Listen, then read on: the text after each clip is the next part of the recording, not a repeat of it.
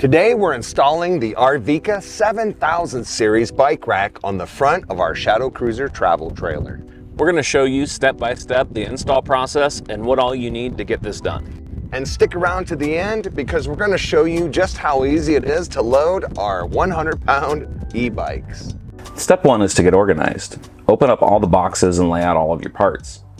Getting your hands on all of the parts will help you get familiar with them, and also be sure to check the parts list that's included in the instructions to make sure that you have all the parts.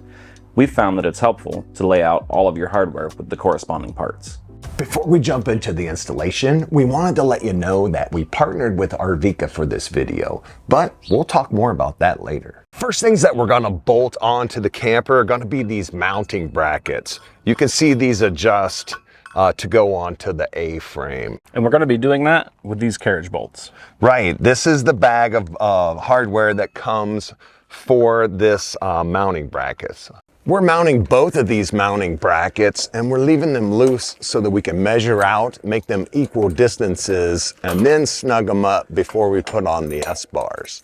A deep well socket would be the best tool for this application, but just to demonstrate how basic and easy this is, we're just using the crescent wrench.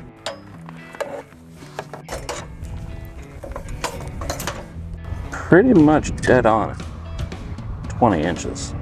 All right, let's check the other side. And this side is 20 inches. It turns out we could measure today. We followed the instructions for the support brackets. We got them clamped down there. We made our peanut butter and jelly sandwich and sandwiched them all to the frame. The S-bars are sitting in there. We don't have them tightened down yet, but we're gonna get our next set of brackets on here and then tighten them down. When you're mounting these support brackets, you need to make sure that you can get to a point where your S-bars have 24.5 inches in between. So however far you have to move forward on the A-frame, that's how far forward you'll have to move it to make sure you can get 24.5. There is some adjustment side to side with these, but it's only going to give you a couple inches of clearance. So we have our case brackets. The carriage bolt holes are going to go on the bottom. So when we mount this on here, it'll look like that. We've got our self-tappers just started in here, so we're going to tighten them down a little bit just to keep our brackets from flopping around. The case brackets use 2 self-tapping screws that use 3/8 heads.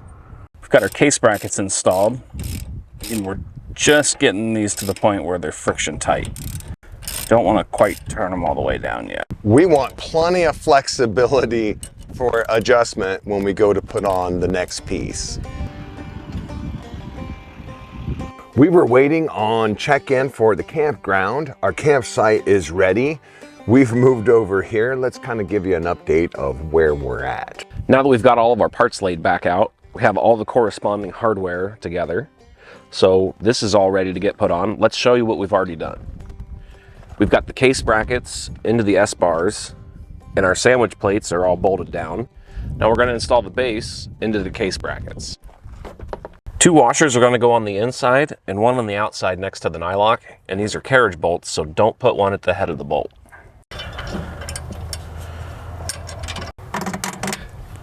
So the carriage bolt is through the case bracket. We've got a washer on both insides, a washer, and then the nylon locking nut. Let's go ahead and get these snugged down. What size socket is that? This one is 7/16. And these are nylocks, they're not going to back out. The goal is just to get them nice and snug, because this thing's still going to move. There we go. Perfect, I like that.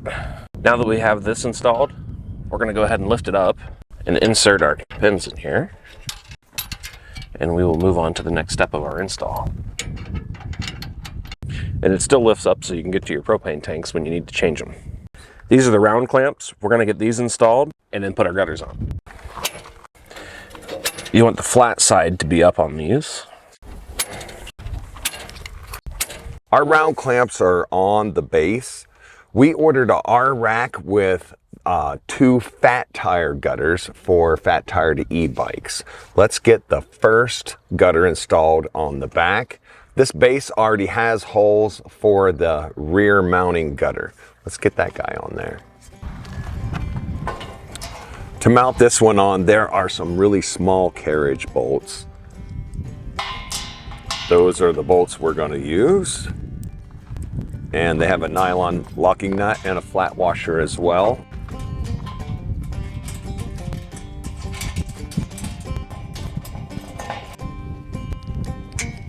And now that one's not going anywhere. All right, our second gutter here. We've got 2 round brackets underneath, and these carriage bolts are the longer carriage bolts.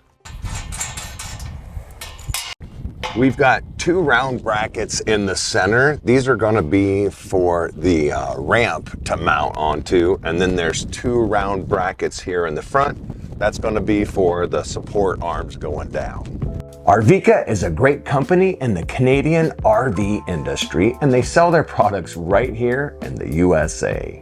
That's right, and they even offer solutions for smaller camper brands, not just your big Airstreams, your Jaycos, and your Forest Rivers. Arvika has been a great partner to make this video with. They've arranged for a 10% discount for you guys. Use code MrFred10 to get 10% off if you decide to pick one up for yourself. And you're going to find a link to that discount code in the description below. Full disclosure, we do earn from qualified purchases. Before we get the front gutter tightened down, we're going to go ahead and pull it forward and make sure it's square on the base. And that looks pretty square. I'm happy with that. Now we're going to go ahead and install the front support arm brackets. So for the support arm brackets, there's going to be 4 bolts. The 2 longer carriage bolts are going to go at the top, and the 2 shorter ones will go at the bottom.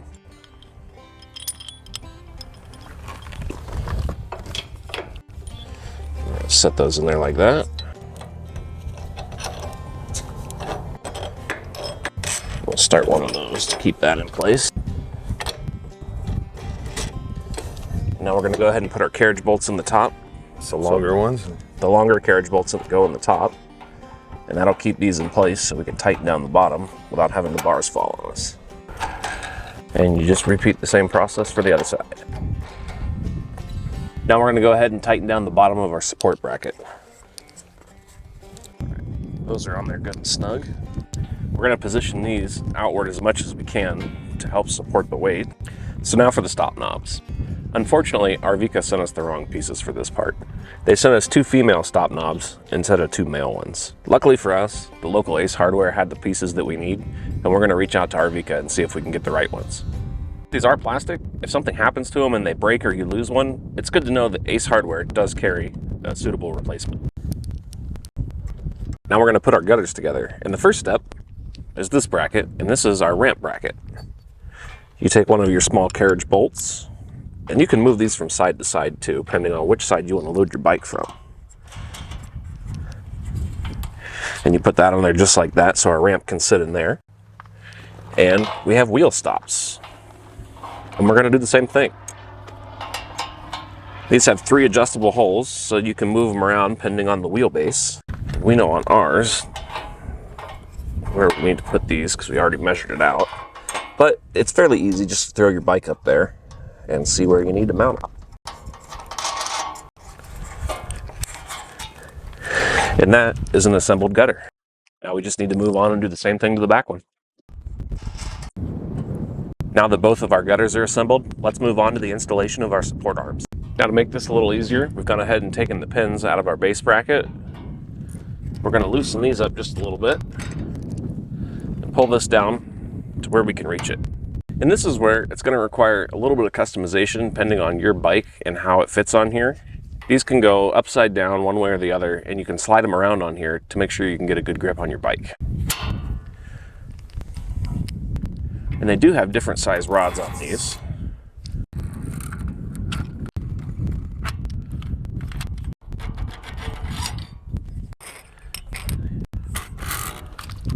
Now that we have our bike rack all assembled, let's talk about the ramp. We're going to show you how to put it together and how we're going to mount it. Now the ramp that we have is a 2-piece ramp, and let's show you how to put this together. We've got 2 different sizes of carriage bolts. Your longer carriage bolt is going to go on the very end. And the purpose of this is so you can, without taking the bolt out, loosen it, put it back together, and mount it onto our mount. But to put it together so we can use it, drop another carriage bolt in here and tighten these down, and you have your 2-piece ramp. So now that we have our ramp put together, It has a tab on the end that you just insert into the bracket, and you can roll your e-bike right up onto the ramp. Now to store the ramp, we're going to go ahead and take the shorter carriage bolt out, and you're going to loosen the top one. And this top one is our longer carriage bolt.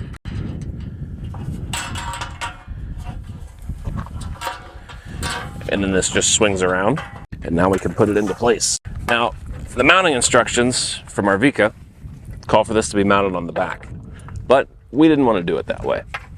So we're going to show you how we want to mount it. You're going to use the same method that you would as mounting it on the back.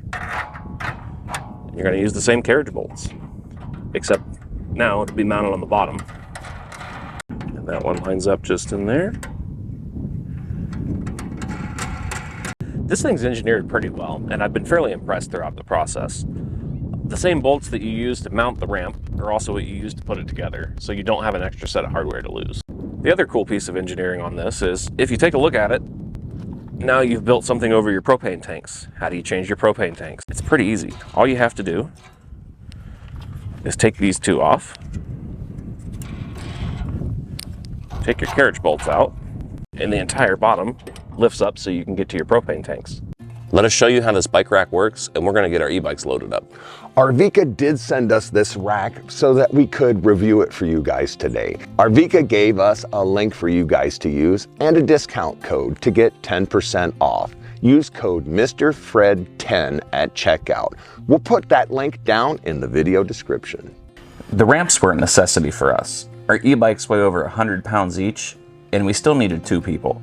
If you're doing it on your own, it's helpful to lower the tongue jack. Securing the bikes is easy using the support arms and the clamps, although I feel like they're made for round tubing. We had to get creative with our e-bikes, but we did drive 200 miles without any issues. And it also comes with some heavy-duty straps for the wheels, and make sure you never haul without them.